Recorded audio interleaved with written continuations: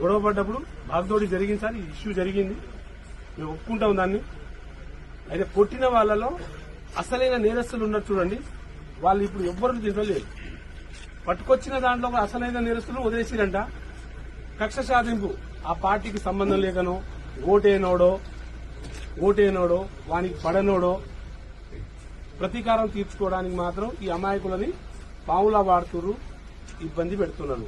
వాళ్ళు అడిగే కోరిక, వాళ్ళు చెప్పే మాట ఒకటే, మేము మా భూములు వదలం, మా భూములు చేయం. వాళ్ళు ఇంకో మాట కూడా, ఎక్కడ లోన్ దొరకట్లేదు, మాకు బ్యాంకులలో లోన్ దొరకట్లేదు, ఎవరు ఏం చేయట్లేదు సార్, దగ్గర కూడా రానియట్లేదు, మమ్మల్ని అందరూ భయప్రాంతులు చేస్తున్నారు. మా భూములు మాకు కావాలి, మాకు కావాలి.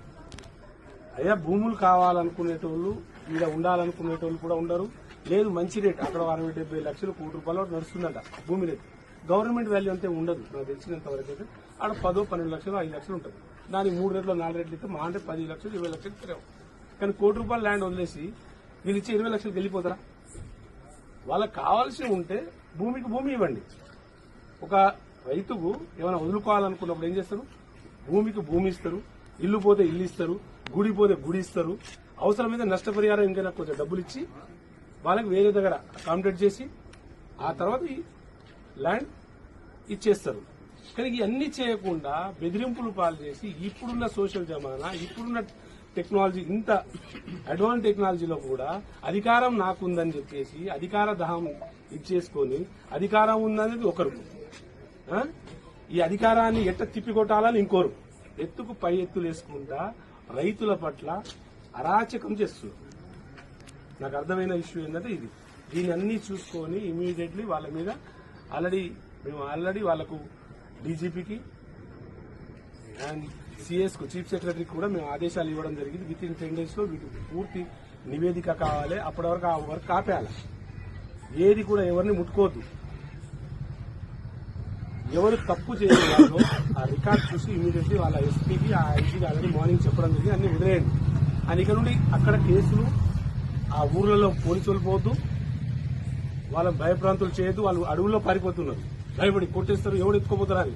ఆల్రెడీ కొట్టి పట్టుకోపోయారని వాదన వాళ్ళు చెప్తూనే ఉన్నారు, మళ్ళీ ఎత్తుకోపోతారని భయపడుతున్నారు. కాబట్టి వాళ్ళకి ఆల్రెడీ చెప్పడం జరిగింది. అలా డిపార్ట్మెంట్ వాళ్ళని కూడా వదిలేయండి, కొంచెం పీస్ఫుల్ అవ్వాలి. ఇది ఇష్యూ ఇంకా ముదురుతుంది, ముందుకెళ్తుంది. కాబట్టి అది వదిలేయమని చెప్పాను. మరి వాళ్ళు ఏం చేస్తారా? మరి అతి ఉత్సాహం చూపిస్తారా, వదిలేస్తారా అనేది. ఒకవేళ వాళ్ళు అతి ఉత్సాహం చూస్తే వాళ్ళందరినీ, ఎవరెవరు నిందితులను వాళ్ళని అరెస్ట్ చేయిస్తారు. వాళ్ళు ఎవరెవరు బాధితులున్నా, సంఘటనకు సంబంధించిన అధికారులు ఏమైనా తప్పు చేస్తే, అది 100 మందిలో లుల్లయింది. ఒక మనిషి కావాలని ఉద్దేశపూర్వక కొట్టింది కాదది, ఆ గొడవ జరిగింది కాదు. అక్కడ ఉన్న అధికారులు ఎవరెవరు తప్పు చేసిరో, ఇప్పుడు కొంతమంది వ్యక్తుల పేరు చెప్పినాం, వాళ్ళని ఇమీడియట్లీ అక్కడ నుండి బయటికి పంపించండి.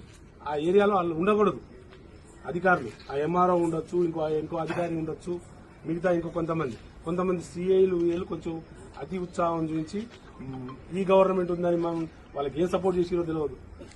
మరి సీఎం గారి ఏరియా కాబట్టి సీఎం గారు పెద్ద ఎత్తున ఏదైనా వరాలు జల్లిందేమో నాకు ఐడియా లేదు.